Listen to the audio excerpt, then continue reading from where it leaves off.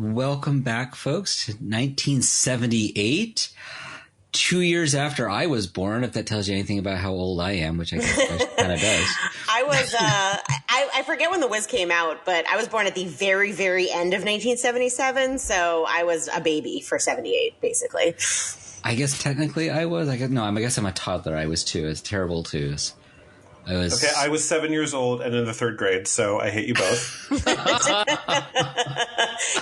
It's always tricky when we get into these quote unquote older movies. So I was at least around for this one. Major news stories: U.S. Senate approves Panama Canal neutrality treaty. Votes treaty to turn canal over to Panama by year 2000. I remember my parents being very upset about this. Really? No, I don't. It was true.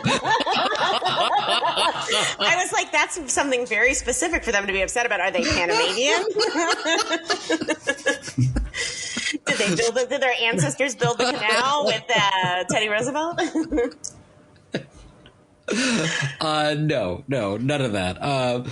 Jim Jones followers also commit mass suicide in Jonestown, Guyana. This story just fascinates me until today. I remember. Is that the Kool-Aid? Is Jim Jones the Kool-Aid? Is the Kool-Aid. That's where we got so-and-so drank the Kool-Aid. Drank the Kool-Aid. Grape Kool-Aid, I believe it was. Oh, yeah. Sorry. Grape Kool-Aid is the lousiest Kool-Aid flavor, just for the record.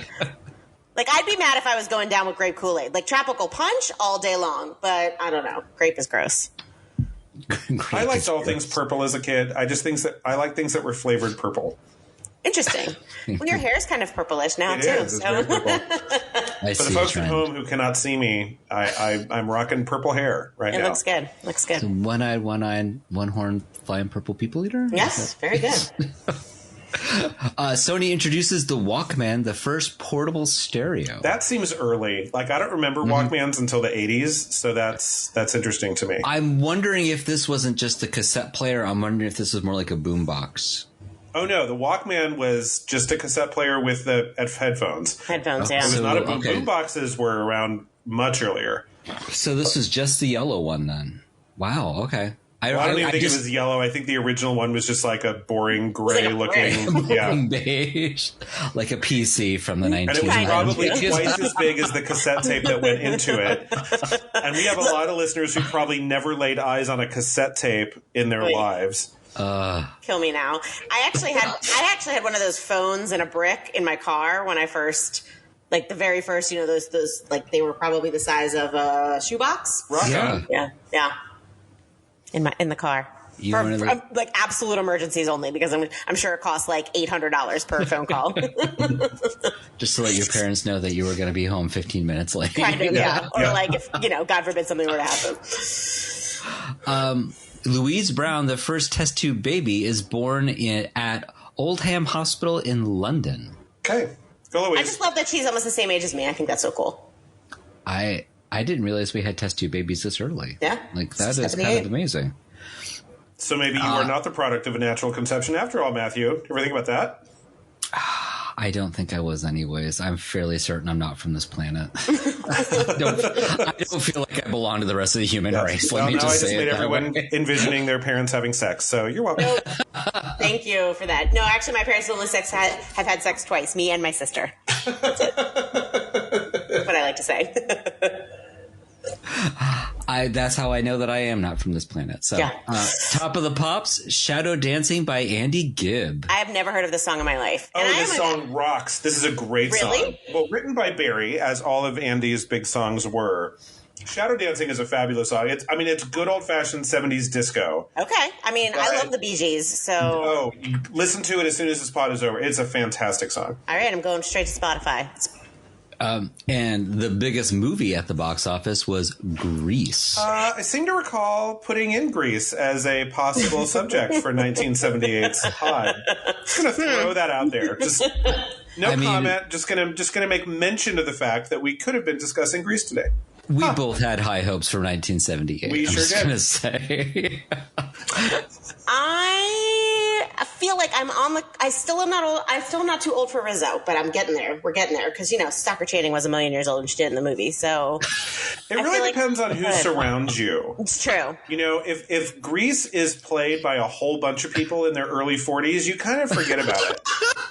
I mean, kind of like this movie, which we'll get into, but like nobody was really the age of what they needed to be. No. I don't know. I feel like I'm not really super wrinkly. Like I feel like I don't look my age, so I feel like cast me as Rizzo, but I don't know. It's fleeting. Like I never played Liesel. Obviously, that's gone. I feel like that role is fleeting. Well, I played Roger in an all-male production of Grease about a decade ago. And at one point during rehearsal, the director pulled me aside and said, "I need to talk to you." And I said, "Yes." And he just took a piece of my hair in his hands and just kind of shook it around. And I was like, "What?" And he said, "Mr. Peterson, we are playing teenagers in this show." That was his way of telling me that I needed to dye my hair because I had far too much gray to be playing a teenager in 1959 Chicago. So I was like, "Can I dye it red? Can I be the ginger of the T-Birds?" And he was like, "Absolutely." So that's awesome. what I did. Nice. I mean, maybe you were held back a couple of years. Who knows? I was held back a decade with all that gray hair. And then last up, the Best Picture Oscar went to The Deer Hunter. That's a good ass movie. I never saw it. Oh. Never seen it. Oh, it's good. I can't believe that I've seen a movie that you two haven't. I know. I'm going to bask in this for a second. I heard about the Russian roulette scene. Is it super intense? Yeah. It's like the whole movie is like fucking crazy. Like the whole movie is like why you should go to therapy because you have PTSD from a war.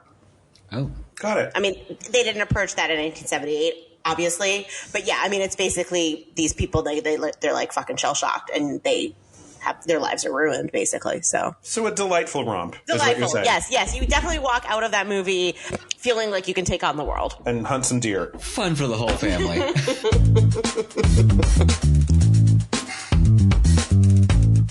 Welcome to the Rewind Project, where Allie, Matt, and Eric take another look at your favorite milestone movies through the lens of our present day. Will it be a skip, rent, or buy? Stay tuned and find out. Okay, folks, welcome back to the Rewind Project. I'm Allie. I'm Eric. I'm Matt. And finally, our reign of terror, where I do 3 episodes in a row, has ended. Today, we are talking about 1978's The Wiz. Just gonna let that sink in for a minute.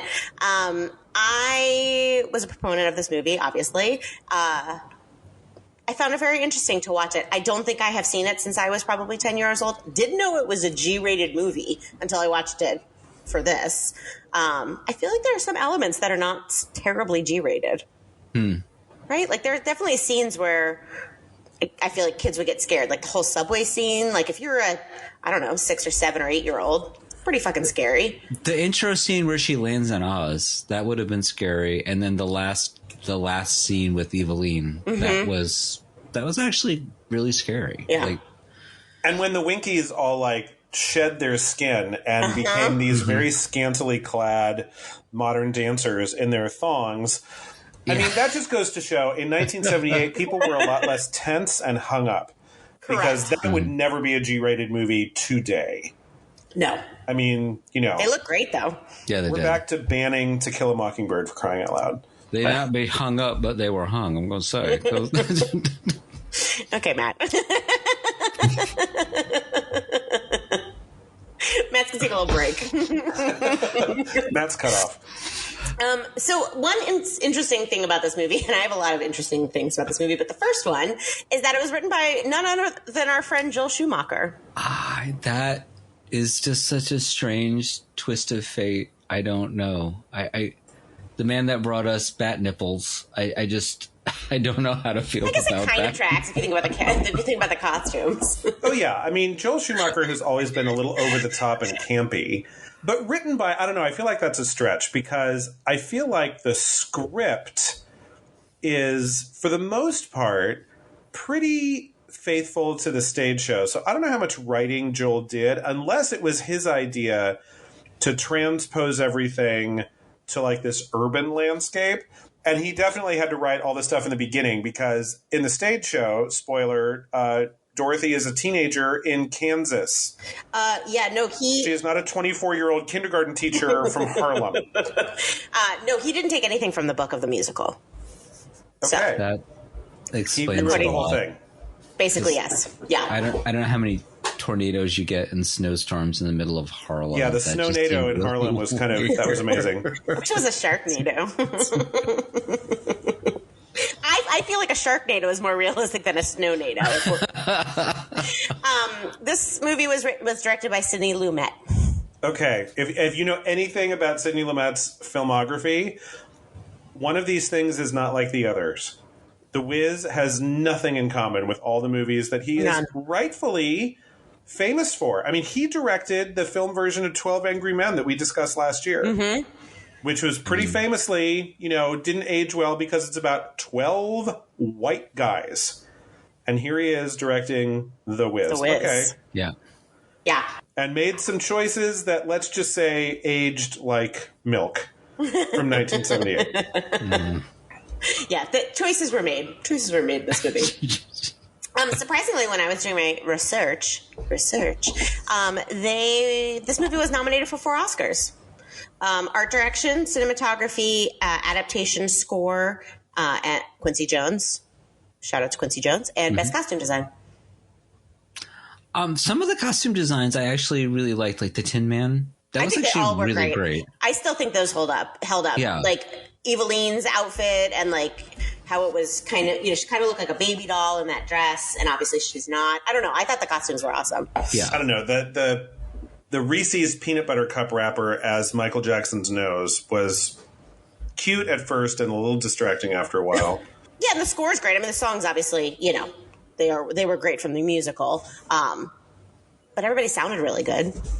Yes. That's actually like when you do a show and it's a really bad show and you know it's a really bad show and your friends come up to you and they're like, "You look like you were having fun up there," and you know that they hated it. That's basically what I feel like I'm saying. The audience really had a great time. Yes. Congratulations. Yes. Congratulations. Wow, those sets were wonderful. Were they hard to work with? And you're like, I don't care about the fucking sets. Yeah. Then you know. Though spoiler alert, I didn't hate this movie, but we'll get into it. The plot, an adaptation of The Wizard of Oz that tries to capture the essence of the African-American experience. Okay, the word tries is doing a whole lot of work in that I know. right? Shout out to IMDb for a little bit of knife twisting. Little shade. We love to see it. Okay, we're going to get into this cast. It is pretty stacked with talent. Was this talent used in the correct way? We will get into that. First up, the incredibly talented and incredibly ill-cast Diana Ross as Dorothy Gale. I'm so happy we talked about Lady Sings the Blues last year because we are on record to say that Diana Ross is a magnetic screen performer and can act well. Yes. Oh my God. So wrong for this role. I mean, too old to start with, and then really everything else about her. Not right for, her voice is, she's a legend. Sure. Not right for this score. Not right for this role. Nope. And that's the thing is that you know Diana Ross and you know that she's this legendary, wonderful thing. And it just, she just really fell flat. And she brought everybody else down with her because obviously she's the star. She's Dorothy. And, everything else falls behind her. So I don't know. And of course, you can't really talk about The Wizard of Oz. I mean, I've never read The Wonderful Wizard of Oz by L. Frank Baum. I might have as a very young child, but I don't remember actually reading that book. And I feel like it's written for kids. I mean, it's something that kids could read.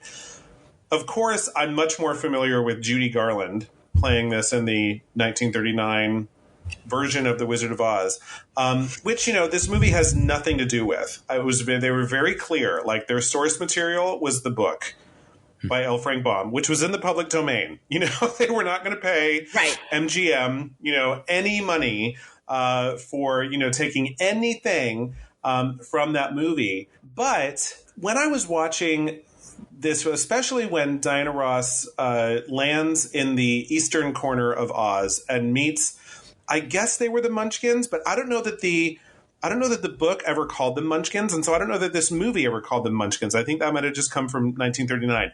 But Diana Ross played it so one note. She was scared and she was a little overwhelmed. Never was there an ounce of, this is a plucky young girl who you want to root for. Like, there was something that Judy Garland did, even when she was like, oh my, we're not in Kansas anymore, and a little like wide-eyed at everything. Every once in a while she said something funny or she did something that had a little gumption. And Diana Ross was just scared out of her mind and screaming the entire time. There was nothing about that scene that made me want to follow her for a whole movie. No, and especially because the performers in that scene were so good, and the way that they were singing and the way that they were dancing and their costumes, and like I was very engaged, and then it would pan to Diana and I would be totally out of the story. Yeah. It's like, this is Diana Ross's scared face. Ah! Okay. Well, just not much of a heroine throughout the entire movie. Like, there's no reason to follow her throughout any portion of the film. No, I mean, I was not interested in her. I was not interested in her journey. I was interested in everybody she met along the way. Yep. Because they were all really interesting, and we'll get into them. But yeah, no, I was not. It was surprising and sad. I was kind of high. I had higher hopes, and especially vocally too. I didn't think she was up to the songs, which seems weird because she is a well-known vocalist. But I don't know if it was arrangements or what, but she was not the powerhouse I was hoping for, what some of these songs really deserve. Yeah, to sing Home, you've got to be able to belt to the back of the balcony. Like, you have got to be able to wail. And Diana Ross has never been a wailer. I mean, if you listen to even all of her old hits, she kind of has, her voice just kind of floats over the song. It's not anything where she's never been called a powerhouse vocalist. It was more about the fact that she had a lot of style is what made her such an icon. And of course, Berry Gordy elevated her to the front woman of the Supremes when Flo Ballard, who later kind of became Effie in Dreamgirls. If you know Dreamgirls, you know a little bit about the Supremes. That was all based on kind of the way it all happened. So Diana Ross wasn't even the best vocalist in the original group, but she became like the face of the group. But yeah, her voice was not up to the demands of this score at all. No. Sorry, but no. Sorry, Diana. Can't win them all, I guess, right? Next up, one Mr. Michael Jackson, who you may have heard of, as the Scarecrow. Little known performer. Just, you may know him. I thought it was great. Delightful on screen. Like, really, really embodied the idea of the Scarecrow and was just kind of magnetic on screen. And I really enjoyed his performance throughout the entire movie. I did too. I wish there was more of him in this movie. My only complaint was that after he's introduced, there's just not a lot of Scarecrow for the rest of the movie. I mean, I even feel like there was more Scarecrow from Ray Bolger in the 1939 movie. Like, the Scarecrow just kind of went away, which was too bad. And also, Michael Jackson he made this movie at the perfect time for him, but he just made Diana Ross look older every time he was on screen. Well, I mean, she was a school teacher, so I don't know that we ever got her age. Yes, we did. They said she was 24. And I'm like, if she's 24, she is not 24. She had a decade on that character. She was 33, I think, when she did this movie. Yes. I mean, maybe being a teacher just like it ages you faster. Yeah, I tell you what, those Harlem kindergartners, man, they stress you out. And what I found kind of bittersweet in watching Michael Jackson is part of like what could have been if he hadn't gone down the route that he went down, or like had the issues that he had, or was exploited in the way that he was exploited. We can get there's a lot that you could be said about Michael Jackson. It's not a Michael Jackson podcast, but I did feel some sort of pangs of like, okay, this is why he made the money that he did, and people were flocking to see him because it's also an example of how exacting of a performer he was too, because there's a lot of times while we were watching this film that a lot of this was filmed and then they went back and they did voiceovers, for all the tracks. Watching his initial song, there was no discrepancy between him singing and him lip syncing. You could not tell that he was lip syncing on stage while he was during that performance. It was uncanny. There were so many other times we were watching this film, like it was like watching a movie where you were seeing a dub on top. They're like the sound did not match what people were saying, and it was driving me crazy. His performance was exact, and that just tells me like how much of a consummate performer that he is. That every single performance is exactly the same from him. That's how precise he is. So I was kind of actually blown away. Yeah. And he wore a hat made out of a bucket of popcorn, which is funny. Which is funny. And actually, I was eating popcorn while I was watching this movie, so I was really like, it was like a kinship with Michael Jackson, basically. Okay, all right. It was not, I did not have like a paper bucket, but I had a other bucket. Next up is Nipsey Russell. Great Nipsey Russell as the Tin Man. Okay, I'm going to have a confession here. I always thought Nipsey Russell was a woman. I did not know that Nipsey Russell was a man. So I was slightly surprised. You know what? I think we should just shut it down right now. Okay. I think we're done. Okay, his name wasn't Nipply Russell. It's Nipsey. I did not know who Nipsey Russell was, and I was kind of expecting a woman, and so I was a little bit surprised. So. Great performer, though. I loved his performance as the Tin Man. I thought he was amazing. I mean, he mostly, the way that I know him is he was on like a million game shows, in the 80s and 90s. But, he's really, quite the consummate performer. He's good. And of the three kind of support roles in this, that kind of the three guys that accompany Dorothy to the Emerald City, the Tin Man's actually the best role in this show. He's got two really good songs. The Scarecrow has one, The Cowardly Lion has one, and Nipsey really gets two amazing songs that for whatever reason they put back to back in the movie. But one of them in the stage show is the song that he sings when you meet him, and then he closes Act 1. Actually, the Tin Man's, second number is the Act 1 closer of this show. A big deal. So it is. I mean, you don't, I would have thought that they would give that to either Dorothy or, one of maybe her nemesis or something. But no, he gets another song, brings down the house, you go out for intermission and order a cocktail. I mean, that's huge. That's a big fucking deal. Love to be the Act 1 closer. I've done it a few times. It's awesome. All right, moving right along to our Cowardly Lion, Mr. Ted Ross, who most people know as Arthur's chauffeur. Okay. In the Dudley Moore movie, Arthur. I didn't know. He was the only one that I had to look up. I didn't know him. I just couldn't get over his heels. He was wearing high heels and lion paws at the same time. We love it. It was pretty amazing costume. That wig was so draggy. I mean, we are recording this during Pride Month, so that was a beautiful mane. Yeah. His costume was my favorite, I think. I really like the Tin Man's design. That was really cool. His costume was probably my favorite. And I liked how, and I didn't get this as a kid, and I got this as an adult. I liked how the New York City landmarks matched the people in the, like he was the line outside of the New York Public Library, and like I would have never gotten that as a kid, and all of the different things, and we'll get into why this was a very expensive production, but I was like, they literally shut down a subway station to film this because that is an actual subway station. So yeah, crazy. I was like, whoo. Well, yeah, and the Tin Man clearly came from Coney Island. Yeah, I'm not sure where that cornfield is supposed to be in the middle of New York, but whatever. Sorry, Scarecrow. Maybe it's like when the Dutch took it over, took over to Manhattan. Sure. It's history, Manhattan history. Moving right along to my fave. I don't feel like we got enough of him in this movie. I don't feel like we never get enough of him. Richard Pryor as Herman Smith / The Wiz. Very much underused, and didn't even get really an ending. No. Just kind of the movie just kind of forgot he was there, and okay, hashtag justice for Richard Pryor. Yes, I mean, and really, a revisiting of Lady Sings the Blues. Yes, with Diana Ross and Richard Pryor. So. True, I forgot about that. Yeah. Next up, the great Lena Horne as Glinda the Good Witch of the South. Amazing, but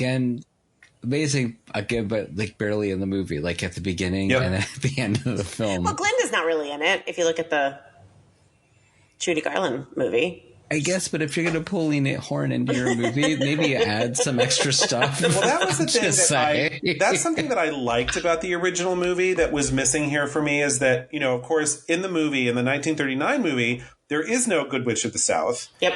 You assume that there might be, but Glinda, Good Witch of the North, who she meets in the first scene, comes back in the last scene. And another thing that happens in the 1939 movie, which I think was smart, and I wish they could have done here, is that you meet the Wicked Witch of the West in that very first scene. So that you know she's your main antagonist and you're scared of her. And when the wizard says, I need you to go kill the Wicked Witch of the West, you're like, oh, shit, she was a scary bitch. Whereas in this one, it's like, okay, well, who's that? We've not met her. We have no idea what's going on. So, the idea that this one had a Good Witch of the North and a Good Witch of the South, which is the way the book is written. Mm-hmm. In the book, after she leaves Munchkinland, you never see the Good Witch of the North ever again. And at the end, she meets the Good Witch of the South, and that's the way they did it. So I think that's the way they kind of had to do it because they were going back to the book as source material. But I agree with Matt. The impact of her showing up at the very end, because you saw her for like the tiniest second when Dorothy arrived in Oz, yes. And then, okay, you just knew that was Lena Horne. But in terms of a character, when she showed up at the end, you're like, oh, Lena's finally here, as opposed to, oh, Glinda's back. Like there was something, the older film did that better.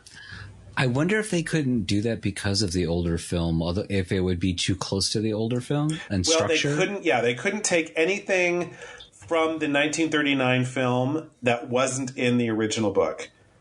So I wonder if restructuring the story then a little bit like that would maybe too close. And so maybe MGM could have called and said, yeah, no. Ring-a-ding-ding. They love to have a lawsuit. Mm-hmm. Next up, the greatest part in Wizard of Oz, the greatest part of this movie, what a treat it must have been to do this on stage. Mabel King as Eveline, the Wicked Witch of the West. She played it on Broadway, too. I had a real problem with the way the art direction handled Eveline. How so? First of all, I don't think there's any reason why Eveline can't be gorgeous and evil. Like, you could make her so glam and do something fun with that. I saw all the little spiky teeth they gave her and that Klingon forehead they put on her. And I was like, okay, they're making a choice to make her ugly. And you know what? Margaret Hamilton, they made her wear all that green makeup. They sure did. Okay. And that nose, which, could look a little anti-Semitic if you are, looking for that. But the nose they gave Mabel King was about twice as wide as the nose that exists on Mabel King's actual face. And that choice did not age well for me at all. It was like, oh, we're making her ugly. I know. Let's give her a really wide nose on a black woman. That was cringy and fucking racist. I didn't like that choice at all. And don't even get me started on those flying monkeys. Oh my God. Cringe, cringe, cringe, cringe. Some of this shit that Sidney Lumet pulled in 1978 does not age well at all. I also didn't remember when you first see the sweatshop scene, the implied sex workers that were coming in. Mm-hmm. And I was like, oh, because you see the crows and you're like, haha, the crows. And then you see all the women behind. I was like, oh, I know what they're doing here. Amazing. Yeah. Yep. But Mabel King's performance was really good. That was what her number was. So much fun when she was doing it. She was great and she is a phenomenal performer. And I just didn't like the way they made her look. Yeah, because agreed. if I were in charge of this movie, I would have said, "This is Mabel King. She's amazing. She's she's a legend. Gussy her up. Yeah. Let's gussy her up. I mean, there's no reason why a woman who lives off of the blood, sweat, and tears of all these exploited workers shouldn't be wearing glam outfits and making herself look as good as not to cast someone just for looks. You need to cast for the voice, because Ain't Nobody Bring Me No Bad News is, to my mind, it's my favorite song of the whole show. It's so good. It's so good. Need someone who can knock it out of the park. And Mabel did that. I just didn't know why she had to look like that. Okay, if you're going to make a choice to make her ugly, fine. But let's not conflate that particular nose with ugliness. That does not sit well with me in 2023 at all. No, I mean, look, Cruella de Vil was evil and she was gorgeous. Yes. right? She also had, skinny is a rail, but Sure. yes, but had fabulous taste in fur coats and that great iconic hairdo. The best. Yes. We stand Cruella de Vil. All right, moving right along. Thelma Carpenter. Ursula, right? Even in The Little Mermaid, right now, like Melissa McCarthy. She's Melissa McCarthy. She looks great as Ursula. Oh, I haven't seen it yet. She basically looks like Divine. Oh, okay. Yeah. But with the big eyebrows and the whole thing. But she's glammed up, and it's awesome. Like, there's no reason why your evil character can't be fun. Anyway. I love to play an evil character, right? So, yeah. Yeah.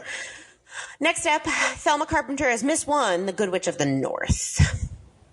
I didn't remember her at all. And then I was like, is she wearing a cheese grater? That's all I could focus on. I'm pretty sure that was a cheese grater that she was wearing, was it not?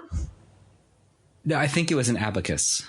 Oh, I guess that would make more sense because she's the counting one. But still, it looked like it was very distracting to me.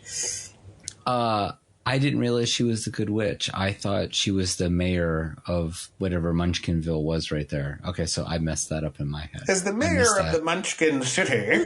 Yeah, we recognize our lollipop cup. But yeah, she didn't have what either Lena Horne or Mabel King has. There's a certain amount of glamour that comes with being a Witch of Oz. Mm-hmm. And they didn't give that to Thelma.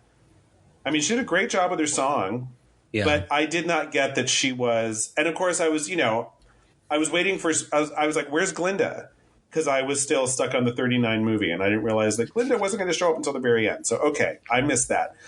But when she said my name is Miss One, I'm like, what? Yeah. And I was the same way. I was like, okay, she works in Munchkinland. Where's the witch? She was giving like youth leader. Yes. You should have figured it out when she waved her wand and the silver shoes ended up on, which, by the way, the original book did not have ruby slippers. They had silver slippers. So the musical went back to that. I prefer silver slippers over ruby. Well, this wasn't the first time we were, or one of the first times we were exposing, the world or America to color on film. So that was the whole reason. That's the whole reason they had ruby slippers in 1939. Right. Yeah. Sure. Actually, just saw the color. And then last but certainly not least, Teresa Merritt as Shelby Gale / Auntie M. She was great. She was the great aunt. Her number was actually very touching, I think, at the table. Like when we started off that whole experience, that was actually a really touching moment, I thought. Yeah, I like the family gathered around Thanksgiving and it's snowing and it's New York City, et cetera, et cetera. Although I'm going to get on my soapbox here for a little bit, and it's a soapbox y'all are familiar with. The whole point of this movie, I thought, was like all about how Dorothy needs to get out and live her life, right? And they make a big deal about the fact that she's never been south of 125th Street, which I'm like, girl, Times Square, Broadway, you're so close, get out there. But bars, what are we doing? The movie kind of made it look at the beginning like she was really sad because she was the only one who didn't have a boyfriend. Oh, no. Didn't it kind of... we were talking about that because we watched that with a few people, and everyone's like, why is Dorothy sad? It's like, well, everyone else is partnered up, and these newlyweds are off canoodling in the kitchen and making her sad. And I'm like, ugh, 24. You got time, girl. Live your life, right? Kick up your heels and have fun. I think that was more about her not feeling like she had started her life yet. You know what I mean? But they made it... Well, and it looked like everybody else is settling into their life. They have, they've now found husbands and stuff like that. Because even her aunt never chided her for not having anybody as a significant other. But she was like, why haven't you gone below, what is such and such street? Or why aren't you going out to be a high school teacher now? You should get beyond just being a kindergarten teacher. She wanted her to explore and grow into her life. And I think that's more what it was. Is showing that these people felt established in their lives. And an easy way to show that people are established in their lives, especially back when this movie was made, is that they were already, married or, and about But didn't you think she looked a little sad because she saw the newlyweds canoodling in the kitchen and kind of went, oh. She did, and I feel like I blocked that out of my mind for like rage purposes. Because I think you're right, Matt. I think that's what Joel Schumacher wrote down, but the way they filmed it just kind of sent this whole other message that I don't think had anything to do with this movie. And actually, that I can't. It was just poorly you're done. probably. I could see that how you would think that. Yeah. All right. But then even then, it's like, okay, go out and live your life. And I understand she goes to Oz. She has all of these amazing experiences that she's never had in her 24 years living north of 125th Street. Sure. But then the whole end of the movie is, I want to go home. And she sings a brilliant song about all the things that home means to her. Is she going to take that new job? Is she going to leave Harlem for a day trip somewhere else in Manhattan? I mean, I don't know if she is. She's just like, oh, I'm home. And then the movie ends. Like, literally, they drop her in the middle of the street in Harlem, and you see her run into the front door, and the movie is over, like, credits. And I'm like, what? So I don't know what this movie's trying to say. I really don't. What we need is a mashup of Wiz and Working Girl, and that way she gets the big job in the corner office, at the end of the movie, and starts her life. Or and a boyfriend, and an instant boyfriend. Instant boyfriend. Or the Wiz 2, the cloisters. Like, she goes up to the cloisters and, like, sure. discovers a new part of New York. The Wiz 2, Electric Boogaloo. So this movie is like a Hairspray. So it's a film to theater to film. So Hairspray was a musical that was made out of an original movie, and then the musical was made back into a movie. I don't recognize the musical version of Hairspray, nor the movie version of the musical version of Hairspray. I only recognize the John Waters version. But what? Oh, the stage show of the musical version of Hairspray is one of my favorite musicals of all time. So great. No, I feel very strong. No stage musical ever made me feel so happy. That last number, the 11 o'clock number in Hairspray, is so good. It is Broadway perfection. I mean, they just sanitized the movie. I don't know. I have a lot of thoughts about it, but I guess I didn't realize, certainly when I saw it for the first time, that this was the same thing. It was a movie, and then they made a musical out of that movie, and then they made a movie, et cetera, et cetera. Well, sort of, because it was also a book. Right, but... And this movie the people who made the musical on Broadway absolutely did not reach back to 1939 movie. No, skipped it completely and went right back to book. Similar-ish. There's, it's a beloved property. I'm sure that it, but like I said, how many people have watched the 1939 movie versus how many people have actually read that book? Oh, slim. You think A Wizard of Oz and you think Judy Garland, like immediately. Of course. Yes, for sure. I've read some of the other books, like Son of Oz and stuff. They're pretty good. And it was interesting, especially because the 74-75 production of The Wiz on Broadway was a smashing success. 7 Tonys, including Best Musical. It is credited with the rise of casts that solely featured people of color. But on the opposite end of the spectrum, this movie version was seen to have closed a chapter on resurgent black filmmaking in the 70s, which also included the blaxploitation movies. So it was kind of like a, good side, bad. Yeah, good witch. This film, bad witch. This film, given the source material, should have been so much better. It should have been a home run because the musical is fucking great. And I'm just going to say, maybe should have found a black screenwriter and a black director. It's a thought. Yeah. Sure. Yeah. I mean, if we're looking at, black filmmaking in the 70s. Why was this such a flop when the source material is so great and you've got these 2 white guys heading up a film with an entirely black cast? Yes. What the hell are you doing? Ruining it. And it's obvious that Sidney Lumet did not know how to shoot a musical. No, the dance sequences, the opening scene, you couldn't see the dancing from a million miles away. And I felt like he was just saying, it's really important that we see all the dancers, so it feels like you're in a Broadway show. No, you need to edit this thing so you feel like you're in it. Yes. And it was all from this like teleported photo lens. Oh my God, and so dark. Far away and dark. You couldn't see anything. There was no lighting. It was not. That opening scene was that dance number was.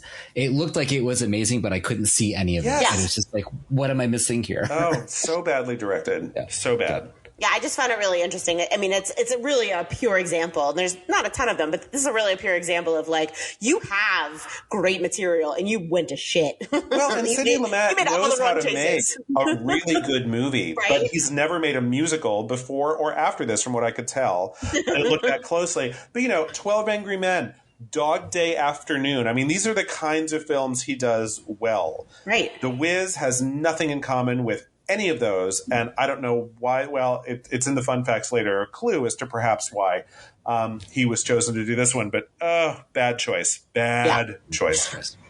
Bad choices all around. And I 100% forgot about this, but in 2015 there was a Wiz Live. NBC does so Peter Pan Live, and with Queen Latifah, Mary J. Blige, David Alan Grier, Neo, and the original stage Dorothy, Stephanie Mills. Yes, I don't remember that at all. What was I doing in 2015? I watched it. I did not see it live, but it showed up on Hulu, and I bought a subscription to Hulu just so I could watch the Wiz Live, and it was great. Okay. And you know where it starts? Kansas. And Stephanie Mills actually played on M. Yeah, which I love. I love when they do that, when they bring the people back and, give them a...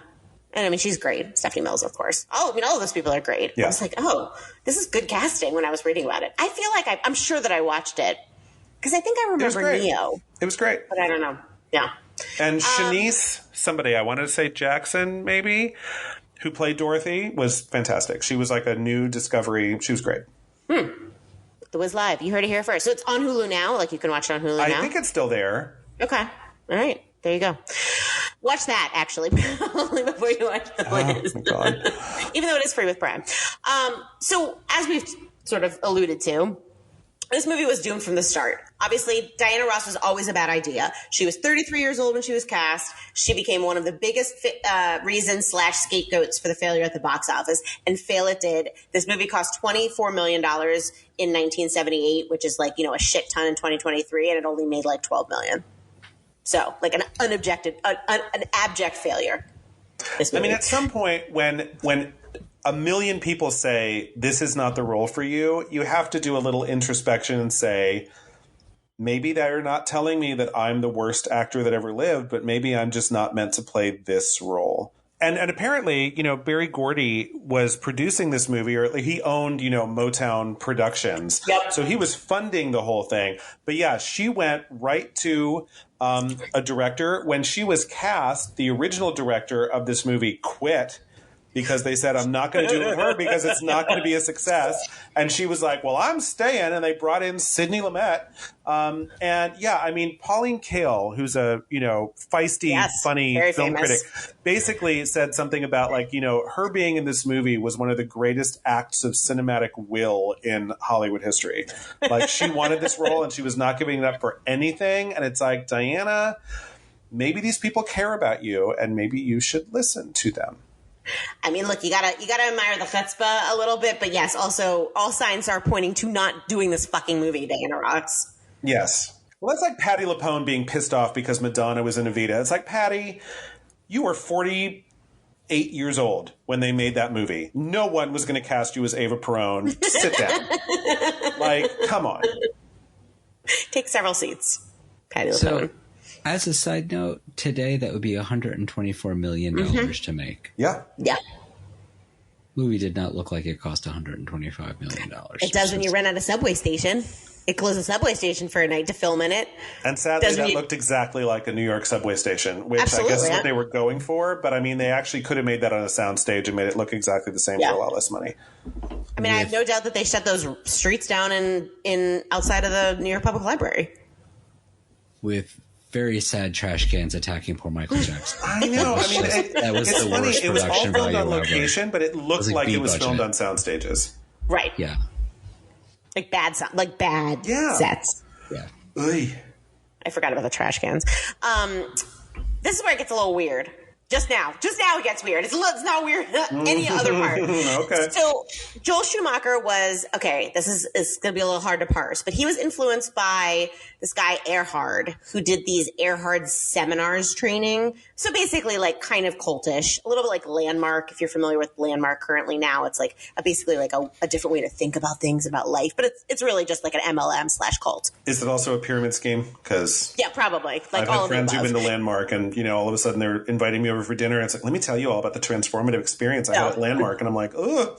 No, it's like full on. It's like You full have on any great cult. Kool-Aid? Because Say here, pass the Kool-Aid. Yeah, exactly. So these types of seminars that people go to would be a weekend long, aim to quote, I just have to read it out because I'm never going to explain it correctly, but transform one's ability to experience living so that the situations one had been trying to change or had been putting up with clear up just in the process of life itself. Look, I'm a marketer, and that means absolutely nothing. That is like 20 words to say fucking nothing. Yeah, right? That's a lovely salad, but it's not a sentence. No, it's not a sentence, and basically, it's a lot of gobbledygook. But he put a lot of this like movie into the script because, as I said, he basically did not account for any of the Tony-nominated book into this movie. And also, not a coincidence, Diana Ross was also a practicer of EST, Erhard Seminars Training. So, little conspiracy theory. So basically, it just means life happens, and characters don't actually make choices that influence their future. They just live life, and things either work out or not. I guess so. I guess that's the whole, theory of the movie. That sounds really fucking boring. and weird. Not at all what I've ever learned in any writing course I've ever taken in my entire life. So, okay. Oh, and it's, like, your characters have to have a beginning, middle, and an end, and they have to have an arc. This is just like the process of life. So what you're telling me is life finds a way. Life does find a way. Yeah. Even in Oz. Thank you, life Steven finds a way. Spielberg. Just waiting for the T-Rex to mow down Emerald City. That would be kind of awesome, actually. So basically, it's like Diana Ross has a problem. Dorothy needs to get south of 125th Street, but instead of making a choice, she's just going to be swept away by a snownado, and the movie's just going to plant her in a new place against her will. Is that what Earhart is responsible for in this movie? This is the process of life. Okay, Eric. Joel, you need to get your money back because that's awful. I mean, now he's laughing all the way to the bank. He probably doesn't care. So when I was doing my little bit of research for this movie, the words cult classic kept coming up. So 20 years ago, in 2003, Entertainment Weekly said that this was the 28th of the top 50 cult movies. Does this fit a definition of a cult classic? One thing that people said it was cult-like because it was Michael Jackson's movie debut. All right, okay.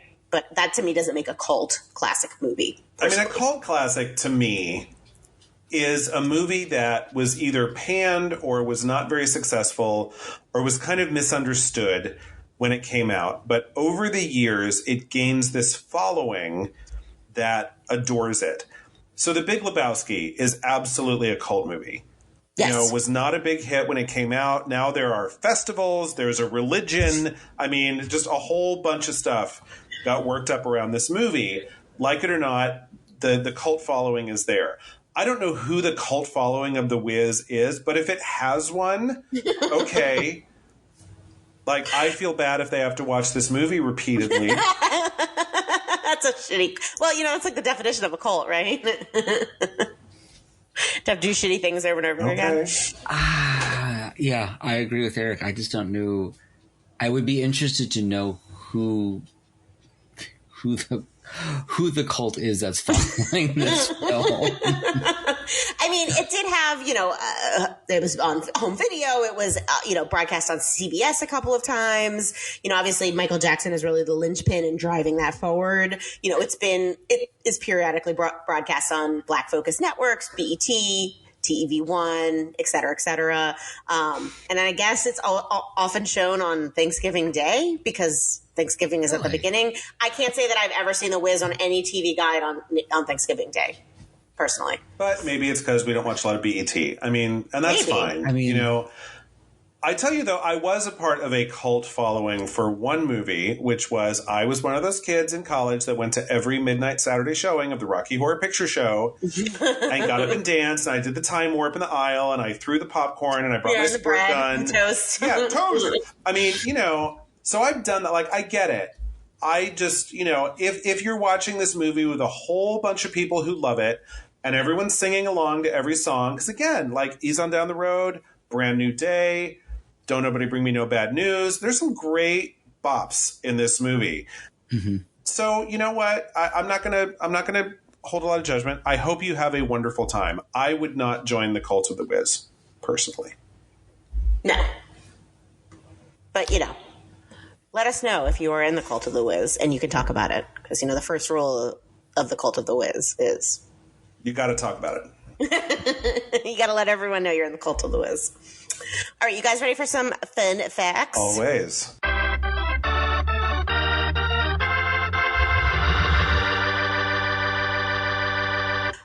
Okay, at the time that this movie was shot, it was the most expensive movie musical and the most expensive movie shot in New York City. Okay. It shows none of that quality shows on camera.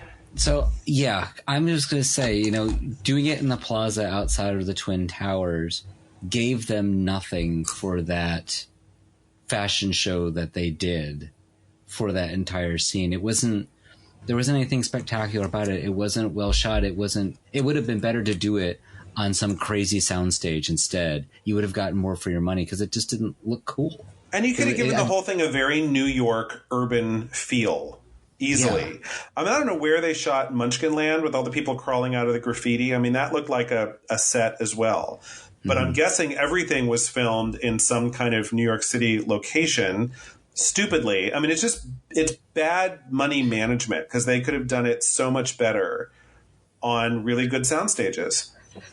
The Scooby-Doo-esque chase scene with the Winkies as they were going through that stadium, and all of a sudden we're up on the top of the stadium somehow, and then running back down to I didn't understand the mechanics of how they actually got from one level to the other, and the Winkies actually chasing them on their motorcycles. And then they went through the back door of the stadium, and then they were back at the Twin Towers going up to see the Wiz. And it's the back door. What? It was, they did not get their money's worth for shooting it on quote-unquote location in New York City. They could have spent money better. I agree.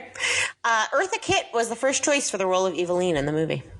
I love Eartha Kitt. Me too. I have a CD of the best of Eartha Kitt. I have worn it out. I mean, she is so great. She was so smart to say no. Not just because this movie is not as good as it could have been, but like Diana Ross, she's got the wrong voice for Eveline. Yes. She's not a belter she's like not, that. No, she does not do like the big, preach to the back pew gospel, bring them all to church kind of voice like you need to do that number. Don't Nobody Bring Me No Bad News is not a slinky, sexy number. Cabaret number, and, no. the only thing that Eartha Kitt could have done in this movie was possibly play Glinda. But even there, Glinda is very earnest and very sincere. And Lena Horne was 1,000 times better for Glinda than Eartha Kitt would have been. And I love Eartha Kitt. Mm-hmm. So smart to say, The Wiz is not my thing. Not my jam. Thank you, but no. And last but not least, talking about Nepo babies, at the time of production, director Sidney Lumet was the son-in-law of Lena Horne. Well, there you go. Interesting. Okay. Mm-hmm. Well, now we know how he got the job. Well, and again, he was a last-minute replacement. Right. Because the first director said, I want to cast someone else as Dorothy, and he heard, no, you're not. And he was like, well, then I'm out. I'm walking. He said, don't nobody give me no bad news. Exactly. And ba-boom. All right, you guys ready for a game? Yes. Yes.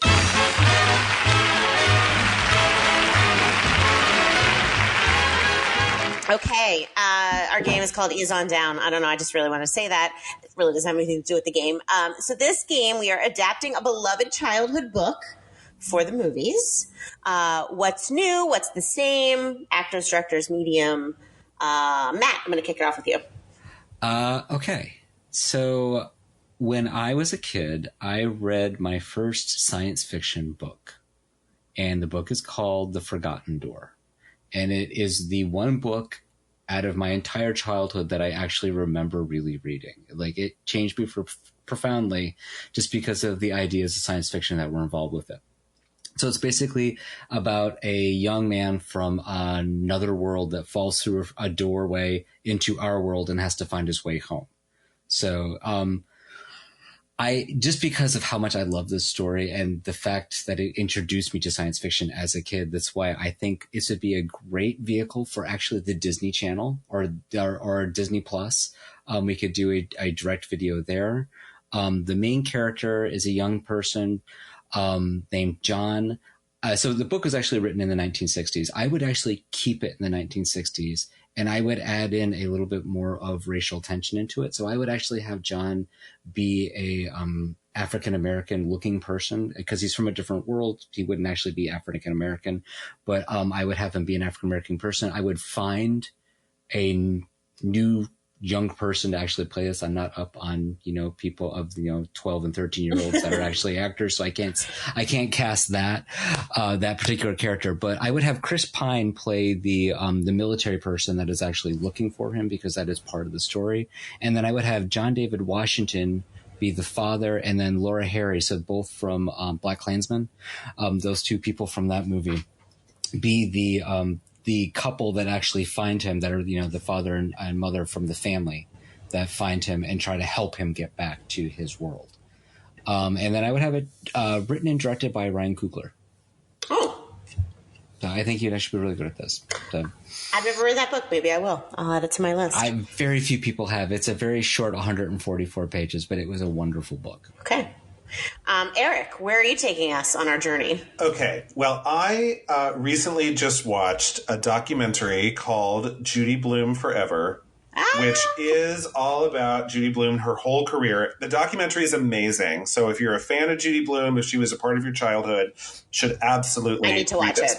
Now, if we were playing this game exactly a year ago, absolutely no question, I would have said, why have they not made a movie out of Are You There, God, It's Me, Margaret? Of course, they just did. So that one's kind of taken off the table. But I was reminded of another book that Judy Blume wrote while I was watching this documentary, which was her gift to the teenage boys of the world after Are You There, Margaret? Are you There, God, It's Me, Margaret came out, called Then Again, Maybe I Won't. And so good. I love that book. It is. I read it as a young boy, and I remember so much about it. So that's what I would choose. Now, what would be the same? It would still be funny because it would definitely be in that kind of awkward coming of age comedy kind of thing. Still be quite a bit of a morality tale in there. What would be different? I think I would want to update the racial diversity because there's not much to be found, although the family is very Italian. So you lean into that maybe. And I would also change the title because the title is both awful, and when you find out what the title means in the context of the book, it's even worse. So I'll get into that in a minute. So I would change the ending a little bit, and that would necessitate giving it a new title. I didn't come up with one at a time, but sure, something else. So to play the role of the kids, I had to do the same thing as Matthew. Open casting call, find an unknown. I was so excited about a lot of young actors, and I looked them up, like Ian Armitage, who was in Big Little Lies, and he was Little Sheldon. He's too old. Jacob Tremblay, who was so good in The Room and should have won an Oscar for Room. Brie Larson won an Oscar, but he should have won Best Actor, and he was like a little kid when that movie was made. I looked him up online, and he's like full-on teenager, yes. So too old. So like everyone's, I don't know 12-year-old actors, but find one. But as the mother, I don't know if you know who this is, Colby Minifie, because the mother is a character who, in the book, the parents all of a sudden come into a bunch of money. The dad's invention, like, all of a sudden nets them a whole, and they move to this very upscale town, and mom becomes obsessed with her new social status. So she's got to be annoying. Colby Minifie is an actress that I first noticed in Jessica Jones on Netflix, but she also plays a woman who works for the big corporation in The Boys. Do you watch The Boys on Amazon Prime? Do Do you know who I'm talking about, Matt? She's like the corporate shill who's always telling everyone what to do. And she's so annoying. I mean, she's so good at being annoying. And so I thought of her immediately. I didn't know her name, but I had to look her up. And Colby Minifie would absolutely play the mom, and she'd be great. As the dad, who's like smart, but a little hapless and sometimes kind of doesn't know what's going on in his own household and just kind of like works hard, but a generally good guy.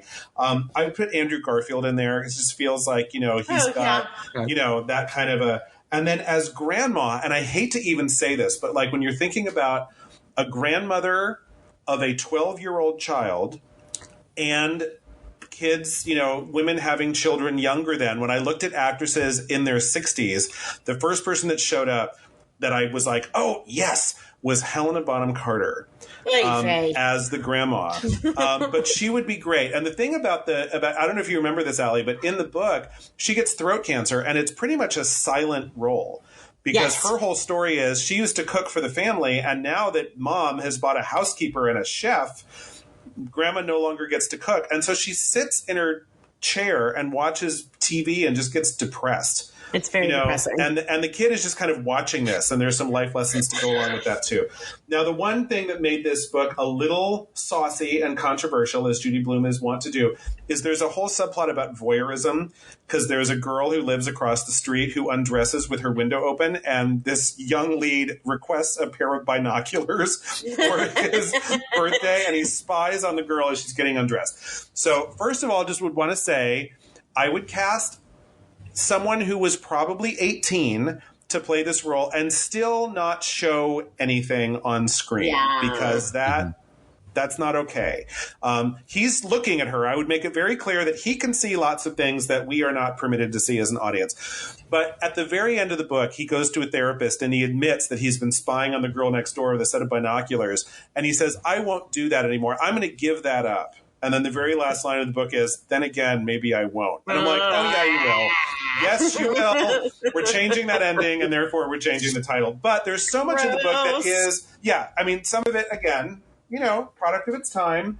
But let's make a few changes. But the whole friendship he has with that girl's younger brother, who's kind of a shoplifter and a little bit of a bad seed, and am I going to lie for him and all that stuff, it's just great. And I think a movie could very easily be made out of Then Again, Maybe I Won't, but with a different title and a different ending and a couple of changes, and maybe, update the, the whiteness of the story. And I think it could be really good. That is a deep cut, Eric. I like it. Deep cut in the Judy Blume cinematic universe. But I knew you'd read it. I said, oh, Allie's read this book. I knew you had. I read every single one of her books. I actually thought you were going to talk about Forever, and I was like, oh, that'll be a special movie. If you don't know what Forever is about, it's about the first time a woman has sex. So, and she's a teenager, and it definitely got very dog-eared in my junior high and high school years. Yes. So the Ralph section. Oh, no. Especially. If you know, you know. If you know, you know. Absolutely. So the last name Bloom really meant a lot of things. So my book is a little bit different. We all were pretty sure that we didn't pick each other's books, and we were correct. So I don't know what made me think of this book, but it was certainly beloved for me and many, many, many, many, many other people when we were growing up. And the book is From the Mixed Up Files of Mrs. Basil E. Frankenweiler. So if you're not familiar with this book, it is fantastic, and you should go and read it. Oh my God, both of these gentlemen are looking at me like I have three heads. You guys have ever read this book, The Mixed Up Files? Oh my God, it's so good. Anyway, okay, well, I will try not to spoil it too much, but those of you who are listening, you know what I'm talking about. It's basically two children, older sister, younger brother, kind of fed up, and they run away to the Met and in New York, and they hide in the museum. And they are, kind of living in the museum and, hiding at nighttime so the guards don't catch them. And they discover this mysterious statue as a gift from this woman, Mrs. Basil E. Frankenweiler. And they're very taken by the statue. Nobody really knows where it came from, but it could be Michelangelo. So they go on this quest to find the woman, and they end up in Connecticut, and she lives in this big house, and she tells them these stories, and it's basically like about you're kind of coming into your own, and you want secrets, and Mrs. Basil Frankenweiler really wants, kind of, she doesn't have children, so, she wants kind of some adopted grandkids. Anyway, it's a fabulous, adorable little story. So I am currently in my Ozark era, and they might be a little bit older now, but we're just going to roll with it. And so I am casting Charlotte and Jonah Bird, the two children in Ozark, Sophia Hublitz and Skylar Gartner as my two leads. And then my Mrs. Basil E. Frankenweiler is going to be played by Margot Martindale, because I feel like she kind of has, the woman, she's like an art collector, and she's kind of kooky, and she has this big house kind of stuffed with objets d'art.